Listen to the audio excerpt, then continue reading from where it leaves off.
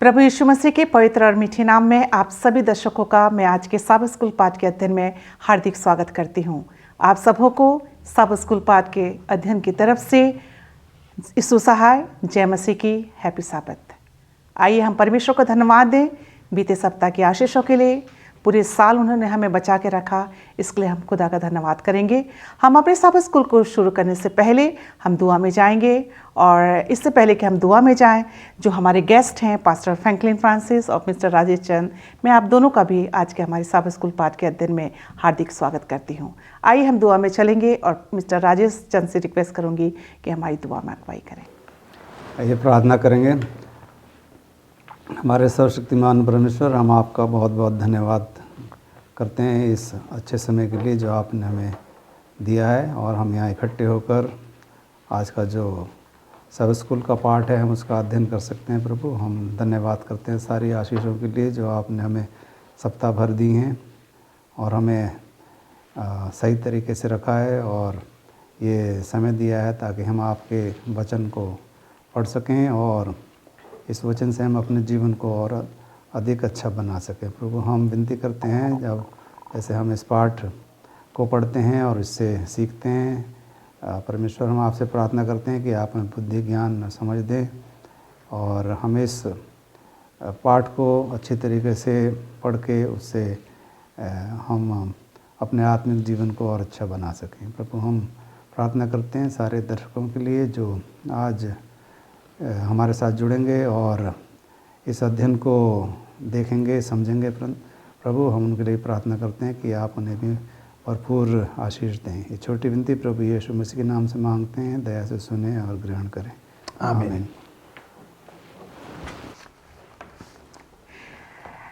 जैसा कि हम सब जानते हैं कि हम 2021 के अंतिम त्रिमास में हैं और आज इस पूरे साल का अंतिम सब्त है। पूरे साल हमें ईश्वर ने बचाया। हम इस चौथे त्रिमास में व्यवस्था विवरण में वर्तमान सत्य के ऊपर में अध्ययन किए और आज हमारा पाठ 13 है। हम जब इस चौथे त्रिमास को शुरू किए थे, हमने व्यवस्था विवरण की प्रस्तावना इस विषय से शुरू किए थे और आज 13वां सब्त है। हम इस 13वें सब्त में आज जिस विषय पे हम चर्चा करेंगे उसका शीर्षक है मूसा का पुनरुत्थान। याद वचन के लिए आप मेरे साथ अपनी बाइबल खोल सकते हैं। यहूदा की पहली पत्री उसका 9वां वचन, यहूदा की पहली पत्री उसका 9वां पद, जहाँ इस प्रकार से लिखा है, परंतु प्रधान स्वर्गदूत मिकाएल ने जब शैतान से मूसा के शव के विषय में वाद विवाद किया तो उसको बुरा भला कह के दोष लगाने का साहस न किया, पर यह कहा, प्रभु मुझे डांटे। परमेश्वर अपने बड़े वचन पर आशीष दे। प्रिय दर्शकों, जैसा कि मैं आपको पहले भी बताई कि हम इस पूरे त्रिमास में व्यवस्था विवरण में वर्तमान सत्य के ऊपर अध्ययन किया। आज हम इस सब्त में जो कि आज हमारा अंतिम सब्त है, हम इस सब्त में मूसा के जीवन के ऊपर में, मूसा की सेवकाई के ऊपर में, मूसा का पाप क्या था, मूसा की मृत्यु कैसे हुई और मूसा का पुनरुत्थान, और साथ ही साथ हम सबों का पुनरुत्थान, इस विषय पे हम चर्चा करेंगे। आइए हम इसी बात को ध्यान पे रखते हुए हम रविवार के पाठ पे चलेंगे जिसका शीर्षक है मूसा का पाप भाग 1। पास्टर फ्रैंकलिन के पास चलते हैं और पास्टर फ्रैंकलिन मूसा का पाप भाग 1, इस विषय को हमें थोड़ा समझाने की आप कष्ट करें थोड़ा कि मूसा का पाप क्या था।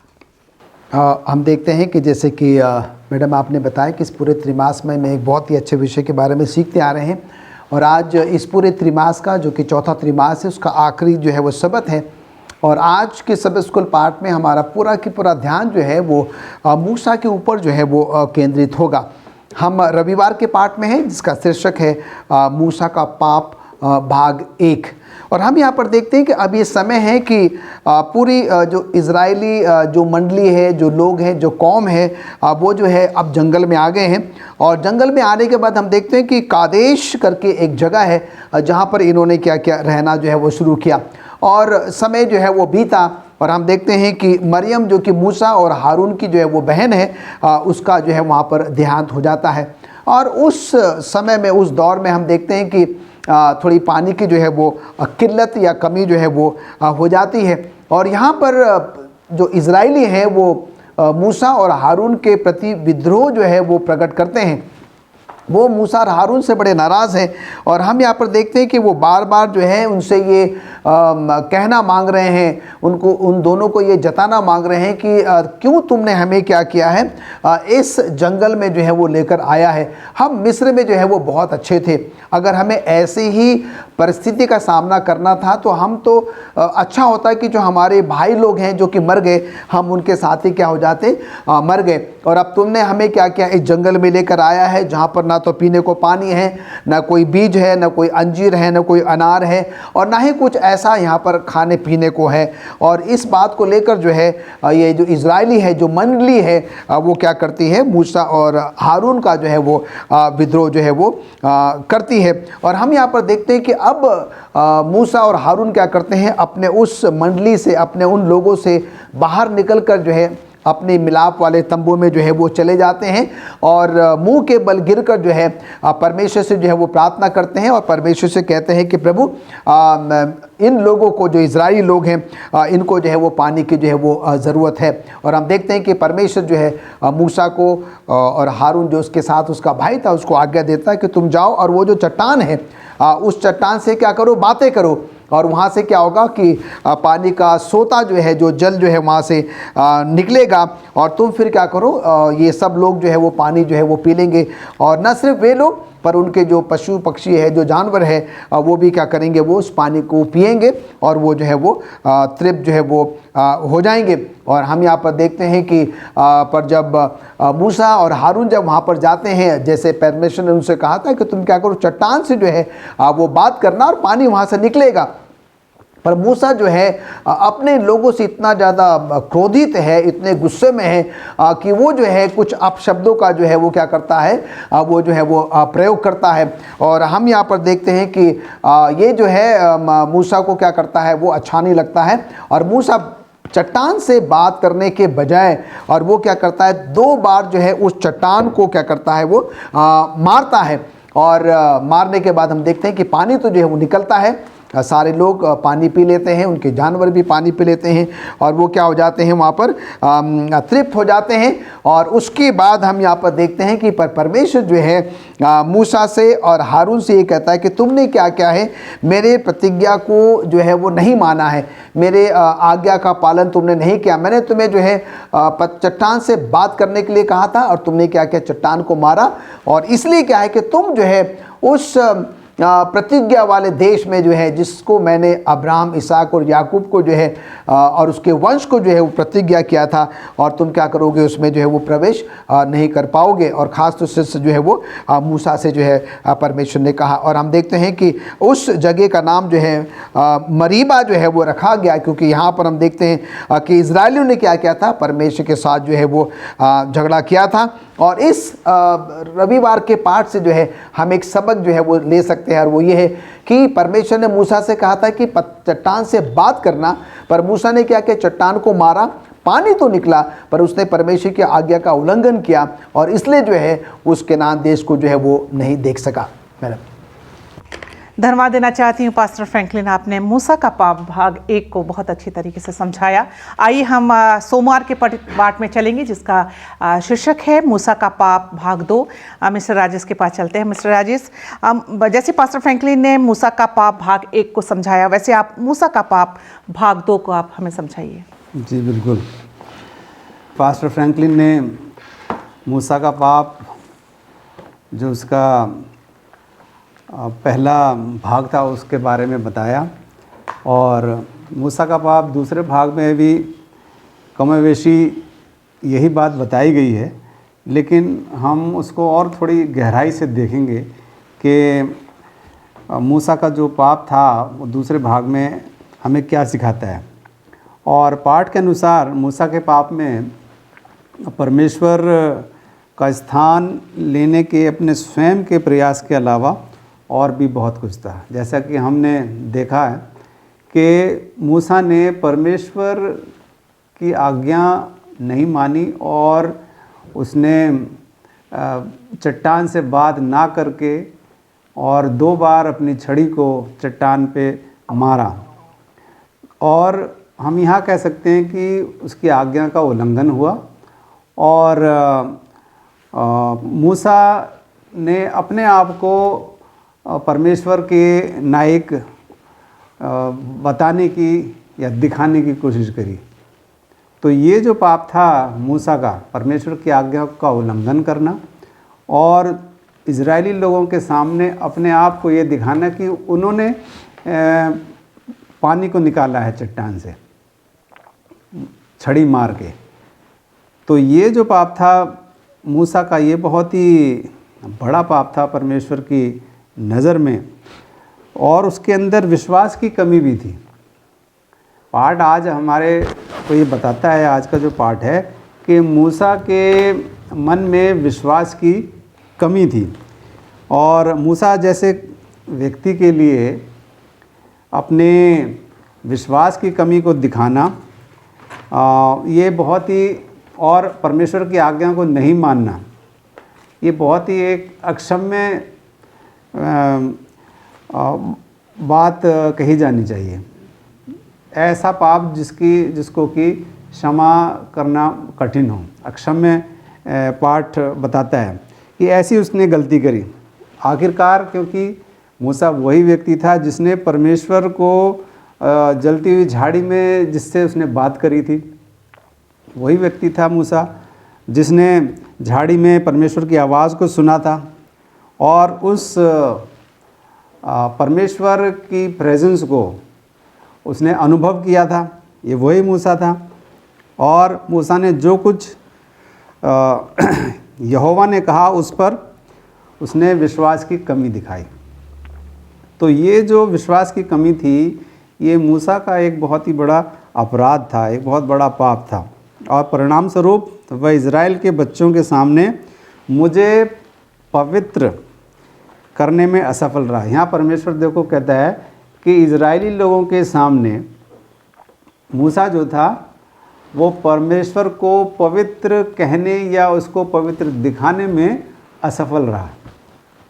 यदि वो उसी प्रकार करता जिस प्रकार परमेश्वर ने उसे आज्ञा दी थी कि तुम चट्टान से बात करना और पानी निकलेगा, लेकिन मूसा ने ऐसा नहीं किया।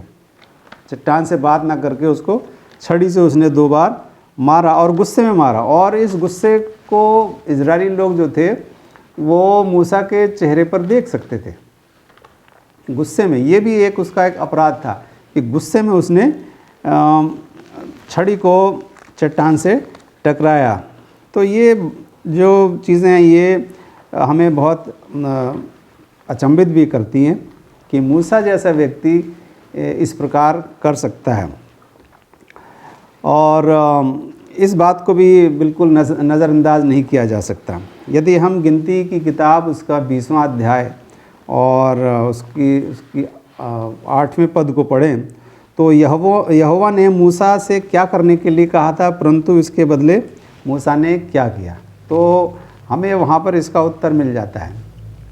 यहोवा ने मूसा को चट्टान से बात करने के लिए कहा था ताकि वहाँ से पानी निकलेगा और सब लोग उसको पी पाएंगे, लेकिन मूसा ने ऐसा नहीं किया। वो इस बात को उसने नज़रअंदाज किया। पद 9 में मूसा ने छड़ी को यहोवा की आज्ञा के अनुसार लिया है। हम देखते हैं कि जब परमेश्वर ने उसे आज्ञा दी थी कि तुम जाओ और अपनी छड़ी लेके जाओ, तो यहाँ तक तो सब सही था। परमेश्वर ने छड़ी ले जाने के लिए कहा था, तो वो जब टेंट से बाहर निकलते हैं दोनों, तो मूसा अपनी छड़ी को उठा लेता है और लेकर आता है और उस चट्टान की तरफ बढ़ता है। तब तक बिल्कुल ठीक था, सब कुछ ठीक था, लेकिन हम 10वें पद के द्वारा उस चट्टान से बात करने के बजाय जिसमें से पानी तब परमेश्वर की शक्ति की एक आश्चर्यजनक अभिव्यक्ति के रूप में बहता था, मूसा ने उस पर एक बार नहीं बल्कि 2 बार प्रहार किया। एक चट्टान से टकराना और उसमें से पानी आना, ये चमत्कारी था। लेकिन मूसा ने उसके ऊपर 2 बार छड़ी से मारा। तो यदि मूसा ऐसा करता कि चट्टान से बात करता और पानी निकलता, तो ये ज़्यादा अचंभित करने वाला होता इजरायली लोगों के लिए, बशर्ते इसके कि मारने के समय उसमें से पानी निकला। तो अचंभित तो करने वाला था, ये एक मिरेकल था, लेकिन ये मिरेकल और भी ज़्यादा बड़ा होता जब मूसा जो है चट्टान से सिर्फ बात करता और पानी निकलता है, तब इजरायली लोगों के लिए एक ज़्यादा बड़ा चमत्कार साबित होता। लेकिन ऐसा उसने नहीं किया। तो आगे हम इसमें और देखेंगे कि किस प्रकार से इसकी जो इस पाप की जो सज़ा थी वो मूसा को मिली। धन्यवाद देना चाहती हूँ मिस्टर राजेश आपके अच्छे विचारों के लिए। और मूसा का पाप भाग 2 के ऊपर में आपने डाला। आइए हम मंगलवार के पाठ पे चलेंगे और मंगलवार का पाठ का शीर्षक है मूसा की मृत्यु। पास्टर फ्रैंकलिन, आप मंगलवार के जो पाठ है मूसा की मृत्यु, इस विषय पे थोड़ा प्रकाश डालिए। मिसेस एलिस, अभी हमने जो है रविवार के पाठ में ये सीखा है, गिनती उसका 20वां अध्याय और उसके 1 पद से लेकर 13 पद में कि मूसा के परमेश्वर की आज्ञा ना मानने के कारण, जैसा भी राजेश सर ने हमको बताया कि परमेश्वर ने उसे जो है कहा था मूसा से कि तू क्या कर, छड़ी ले और उस चट्टान को क्या, चट्टान से बात कर। पर हम देखते हैं कि मूसा जो है, क्योंकि वो अपने लोगों को देखकर जो वो कुड़कुड़ा रहे थे, उसे परेशान कर रहे थे, तो वो बड़ा क्रोधित होता है और वो क्या करता है, चट्टान से बात करने के बजाय चट्टान को मारता है। और वहाँ पर जो है उसने क्या किया, परमेश्वर की आज्ञा का उल्लंघन किया। और हमने ये भी पढ़ा उसी अध्याय में कि इस कारणवश परमेश्वर ने मूसा से कहा कि तू क्या करेगा, वो प्रतिज्ञा वाला देश, वो केनान देश जो है उसमें प्रवेश नहीं कर सकेगा। पर आज मंगलवार के पाठ में जो है बहुत ही एक आश्चर्यजनक बात हम यहाँ पर देख सकते हैं। और अब यहाँ पर हम देखेंगे कि मूसा की जो है वो मृत्यु हो जाती है।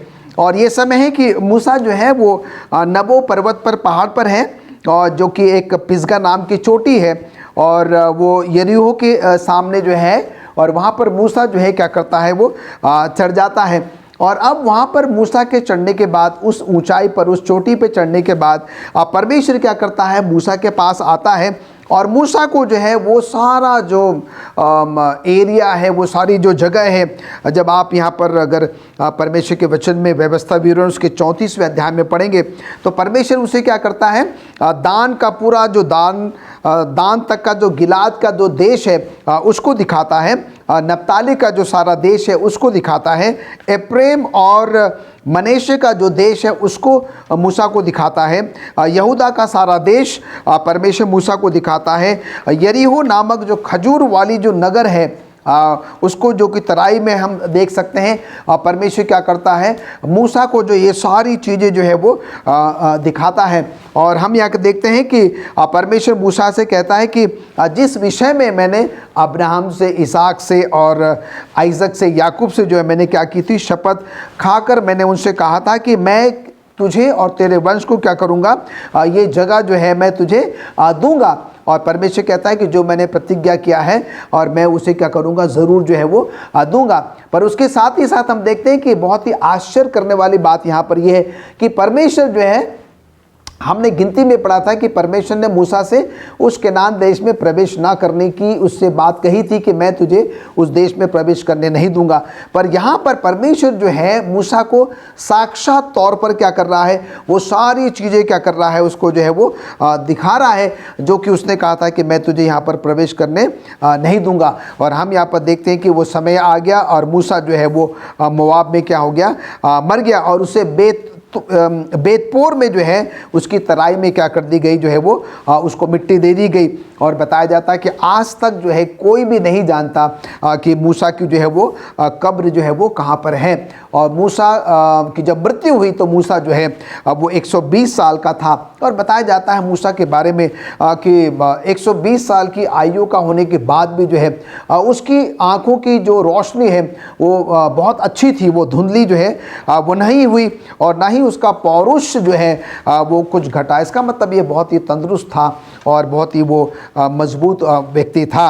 और बताया जाता है कि 30 दिनों तक जो है इजरायलियों ने क्या किया, उसका जो है वो दुख मनाया, उसके जाने का या उसके मरने का जो है वो दुख जो है वो मनाया। और जब समय पूरा हुआ तो हम यहाँ पर देखते हैं कि परमेश्वर ये कहता है कि मूसा के समान जो है कोई नबी जो है वो नहीं हुआ है। और हम यहाँ पर देखते हैं कि मूसा वो पहला व्यक्ति है जिसने क्या किया, परमेश्वर को जो है वो आमने सामने जो है वो देखा है। और यही वो मूसा है परमेश्वर ने जिसको क्या किया था, फिरौन के सामने जो है और उसके लोगों के सामने, उसके कर्मचारियों के सामने जो है भेजा था। और जहाँ पर कि मूसा ने क्या किया था, अपने चिन्हों के द्वारा, चमत्कारों के द्वारा जो है उन लोगों के सामने जो है परमेश्वर को क्या किया था, प्रस्तुत किया था, परमेश्वर को जो है वो एक बहुत बड़ी गवाही जो है वो दी थी। तो यहाँ पर हम देखते हैं कि मूसा जो है सचमुच में एक बहुत ही अद्भुत व्यक्ति रहा है। और मूसा जो है वहाँ पर क्या हो जाता है कि वो मर जाता है, पर कोई अभी तक नहीं जानता है कि मूसा की जो है वो कब्र मैडम जो है वो कहाँ पर है। धन्यवाद देना चाहती हूँ पास्टर फ्रैंकलिन आपके अच्छे विचारों के लिए। आइए हम बुधवार के पाठ पे चलेंगे। बुधवार के पाठ का शीर्षक है मूसा का पुनरुत्थान।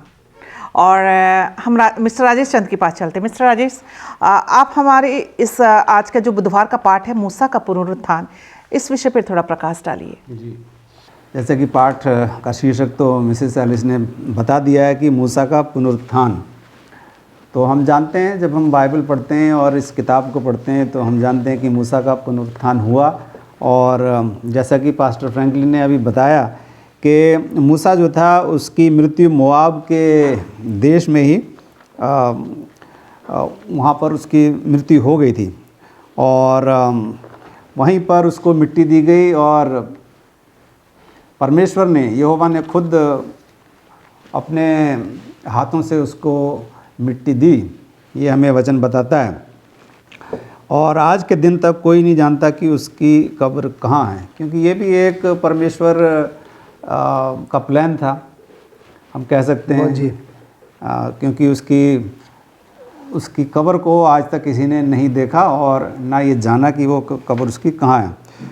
इस प्रकार कुछ पदों के साथ मूसा इज़राइल के जीवन के लिए इतना महत्वपूर्ण एक ऐसा व्यक्ति जिसका लेखन ना केवल इज़राइल में बल्कि आज हर एक कलीसिया में और आराधनालय में भी मौजूद है, उसकी भी मृत्यु हो गई। और यदि हम प्रकाशित वाक्य पढ़ें उसका 14वां अध्याय और उसका 13वां पद यदि हम पढ़ें तो वहाँ पर भी यही सिद्धांत जो है वो लागू होता हुआ दिखाई देता है और लागू होता है। आत्मा कहता है, हाँ, क्योंकि वे अपने परिश्रम से विश्राम पाएंगे और उनके कार्य उनके साथ हो लेते हैं। तो निश्चय ही प्रकाशित वाक्य का जो सिद्धांत है यहाँ पर लागू होता है। जो मृतक प्रभु में मरते हैं वे धन्य हैं। और आत्मा कहता है क्योंकि वे अपने परिश्रम से विश्राम पाएंगे और उनके कार्य उनके साथ हो लेते हैं। ये जो पद है प्रकाशित वाक्य में, ये इसकी गहराई को हम लोग समझें, जो हमारे कार्य हैं वो हमारे साथ हो लेते हैं। पास्टर फ्रैंकलिन, यस, कितनी गंभीर बात यहाँ पर बताई गई है जी, कि जैसा हम कार्य करेंगे वो कार्य हमारे मृत्यु के साथ ही हमारे साथ चले जाते हैं। तो मूसा ने पूरी ज़िंदगी जो है परमेश्वर की आज्ञा मानी, सिर्फ उससे वही 2 पाप वहाँ पर हो गए। लेकिन उसके अलावा हम देखते हैं कि जो मूसा जो था उसने परमेश्वर की आज्ञा मानी और वो आज्ञाकारी बना रहा। हालांकि मूसा की मृत्यु मूसा के जीवन की कहानी का अंतिम अध्याय नहीं है। और मिसेस एलन जी वाइट जो हैं वो अपनी किताब पैट्रियार्क्स एंड प्रॉफिट्स में वो बहुत ही सुंदरता से इस बात को बताती हैं, इसका वर्णन करती हैं। और वहाँ पे एक हमें झलक दिखाई देती है, एक बहुत ही अविश्वसनीय दृश्य दिखाया गया है। माइकल मतलब प्रभु यीशु मसीह ने स्वयं मूसा के शरीर के बारे में शैतान के साथ विवाद किया। तो हम यहाँ एक बड़ी अजीब सी बात देखते हैं कि शैतान जो था उसके साथ प्रभु यीशु मसीह का विवाद हुआ उसकी बॉडी के बारे में। और किस प्रकार का विवाद, इसमें कोई संदेह नहीं कि मूसा एक पापी व्यक्ति था, सब लोग पापी हैं, मूसा ने भी पाप किया था। वास्तव में उसका अंतिम ज्ञात पाप अपने ऊपर परमेश्वर की महिमा ग्रहण करना उसी प्रकार का पाप था जिस प्रकार से यशाया की 14वां अध्याय और 14वें पद में लिखा गया है, मैं मेघों से भी ऊंचे ऊंचे स्थानों के ऊपर चढ़ूँगा, मैं परम प्रधान के तुल्य हो जाऊँगा। तो यहाँ हम देखते हैं कि लूसीफर को इसी बात के लिए स्वर्ग से निकाला गया था, उसको स्वर्ग से निकाल दिया गया था क्योंकि वो परमेश्वर से ऊपर होना मांगता था, परमेश्वर की महिमा को वो ग्रहण करना चाहता था। तो हम यहाँ देखते हैं कि मूसा ने भी कुछ ऐसा ही इजरायली लोगों के सामने किया। उसने परमेश्वर की आज्ञा का उल्लंघन करके और अपने आप को महिमा देनी चाहिए कि हम इस चट्टान से पानी निकालेंगे, ये मूसा ने कहा था। तो हम यहाँ देखते हैं कि इसी पर शैतान और यीशु मसीह का जो है इस पर विवाद चला होगा, ये हमें मिसेस एलन जी वाइट बताती हैं। तो उसके पुनरुत्थान का दावा कैसे कर सकते हैं प्रभु यीशु मसीह जब उसने इस प्रकार का पाप किया है? परंतु मसीह एक पापी मूसा के लिए ऐसा कैसे कर सकता है जिसने उसकी व्यवस्था का उल्लंघन किया हो? ये हमें मिसेस एलन जी वाइट अपनी किताब में एक प्रश्न हमारे सामने रखती हैं और उसका उत्तर निश्चय रूप से केवल क्रूस हो सकता है। तो प्रभु यीशु मसीह जो हैं वो क्रूस के तरफ इशारा करते हैं और मूसा के शरीर के पुनरुत्थान का दावा करते हैं। पाप के परिणाम स्वरूप मूसा शैतान के वश में आ गया था, ये हम जानते हैं। अपने गुणों में वह मौत का न्याय संगत बंदी था, लेकिन उसे छुड़ाने वाले के नाम पर अपनी उपाधि धारण करते हुए अमर जीवन के लिए उठाया गया था। ये मिसेस एलन जी वाइट हमें बताती हैं। मूसा महिमामयी कब्र से निकला और अपने उद्धारकर्ता के साथ परमेश्वर के नगर में ऊपर चला गया। तो मूसा का ये जो विवरण है बताया गया है, हमें उद्धार की योजना को समझने में, गहराई से समझने में बहुत ज़्यादा मदद करता है। धन्यवाद देती हूँ मिस्टर राजेश साहब के अच्छे विचारों के लिए। आइए हम बृहस्पतिवार के पाठ पे चलेंगे और बृहस्पतिवार के पाठ का शीर्षक है हम सभी का पुनरुत्थान।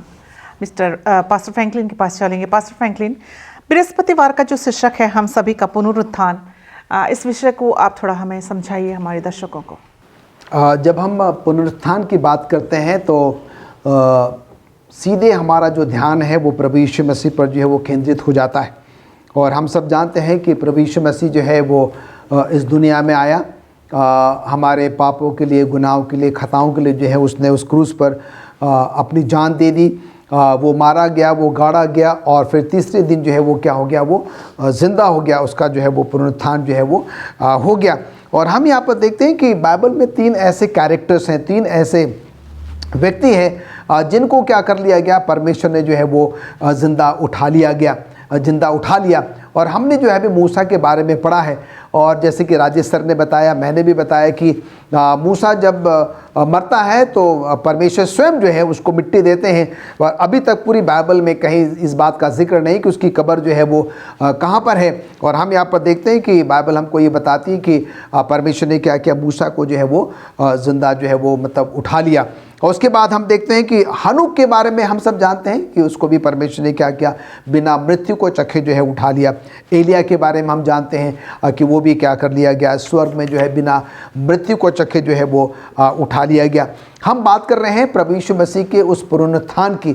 जब हम ये मानते हैं, ये विश्वास करते हैं कि प्रभु यीशु मसीह आया, हम सब के पापों के लिए, गुनाहों के लिए जो है वो मारा गया, गाड़ा गया, फिर जिंदा हो गया। और उसी विश्वास के आधार पर जो है, क्योंकि पवित्र शास्त्र बाइबल ये कहती है, जब हम मसीह में मर जाते हैं, जब हम मसीह में सो जाते हैं, और जब परमेश्वर का बेटा यीशु मसीह जब आएगा, तो हम सब के सब क्या होंगे, हमारा पुनरुत्थान होगा, हम सब के सब जो है वो जिलाए जो है वो जाएंगे। पर ये बहुत ज़रूरी है कि हमें और आपको क्या करना है, कि परमेश्वर पर जो है वो संपूर्ण विश्वास और भरोसा रखने की ज़रूरत है। अगर हमारा संपूर्ण विश्वास परमेश्वर पर नहीं है, अगर हम ये नहीं मानते हैं कि परमेश्वर का बेटा यीशु मसीह मारा गया, गाड़ा गया और वो जिंदा हो गया, तो फिर क्या है कि हमारा पुनरुत्थान हो ही नहीं सकता, क्योंकि हम तो इस बात को मानते ही नहीं कि प्रभु यीशु मसीह जिंदा हुआ।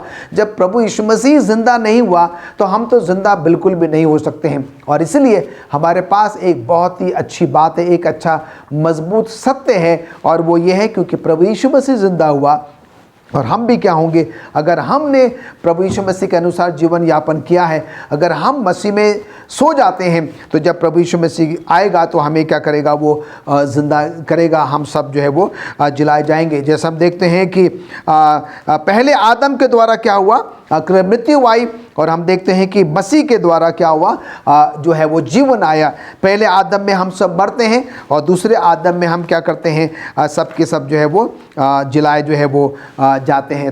तो मैडम यहाँ पर हम देखते हैं कि हमारे और आपके पास एक बहुत बड़ा एक निश्चय है, और वो ये है कि हमारा पुनरुत्थान कैसे होगा। हम कैसे विश्वास कर सकते हैं कि हमारा पुनरुत्थान होगा? वो इसलिए क्योंकि परमेश्वर का बेटा यीशु मसीह जो है वो मारा गया, गाड़ा गया, उसका पुनरुत्थान हुआ, और अगर हम उस पर विश्वास करते हैं तो हमारा भी क्या होगा, जो है वो पुनरुत्थान जो है वो ज़रूर होगा। हम इसके बारे में और ज़्यादा जो है वो पहला कुरिन्थियों उसका 15वां अध्याय जो है, और वहाँ पर हम पढ़ सकते हैं यहाँ पर मसीह के पुनरुत्थान के बारे में, और उसके बाद 12 पद से जो है वो हमारे पुनरुत्थान के बारे में जो है क्या करता है, वो उल्लेख करता है। अजीज़ों, ये बहुत ही ज़रूरी है कि हम और आप क्या करें, प्रभु यीशु मसीह के उस मृत्यु पर विश्वास करें, भरोसा करें, जिसने कि हमारे और आपके पापों के लिए, गुनाहों के लिए, खताओं के लिए जो अपने आप को बलिदान कर दिया। और हम देखते हैं कि हमने पढ़ा है, हमने सुना है, हमने सीखा है, और परमेश्वर का पवित्र शास्त्र कहता है कि वो जिंदा हुआ। और वैसे ही क्या है कि हम और आप भी जो है अगर मसीह में मरते हैं, अगर मसीह में हम सोते हैं, जब परमेश्वर का बेटा यीशु मसीह आएगा कि हम सब का भी क्या होगा, पुनरुत्थान होगा। धन्यवाद देना चाहती हूँ पास्टर फ्रैंकलिन आपके अच्छे विचारों के लिए। और आइए हम शुक्रवार की पाठ पे चलेंगे, और इस पाठ के बारे में हम मिस्टर राजेश से सुनेंगे कि शुक्रवार का पाठ हमें आज क्या बताती है। शुक्रवार के पाठ में हम लोग चलते हैं, और जैसा कि हम जानते हैं कि शुक्रवार का जो पाठ होता है उसमें कुछ अतिरिक्त विचार हमारे सामने रखे जाते हैं, जो कि ज़्यादातर मिसेस एलन जी वाइट की राइटिंग जो हैं, जो उन्होंने किताबें लिखी हैं, उसमें से हम लेते हैं। तो आज के पाठ में हम देखेंगे कि वो कौन कौन से विचार हैं जो मिसेस एलन जी वाइट हमारे सामने लाती हैं। तो एक अतिरिक्त विचार वो अपनी जो किताब है पैट्रियार्क्स एंड प्रॉफिट्स, वहाँ से बताती हैं कि जब वे गुस्से में रोए, हम देखते हैं कि जब मूसा और एरन जब वो टेंट से बाहर निकल के आए थे, तो उनके चेहरे पर गुस्सा जो था वो दिखाई देता है, और वो गुस्से में थे। और गुस्से में वो कहते हैं, क्या हम आपके लिए इस चट्टान से पानी निकालेंगे? इजरायलियों की तरफ देखकर वो कहते हैं गुस्से में कि क्या हम इस चट्टान से आपके लिए पानी निकालेंगे। उन्होंने खुद को परमेश्वर के स्थान पर, उन्होंने परमेश्वर को महिमा नहीं दी। ये नहीं कहा कि परमेश्वर इस चट्टान से पानी निकालेगा या उसकी महिमा के द्वारा पानी निकलेगा। उन्होंने कहा कि हम क्या इस चट्टान से पानी निकालेंगे। तो उन्होंने परमेश्वर को महिमा नहीं दी और उसको उस स्थान पर नहीं रखा जैसा कि शक्ति उनके पास थी।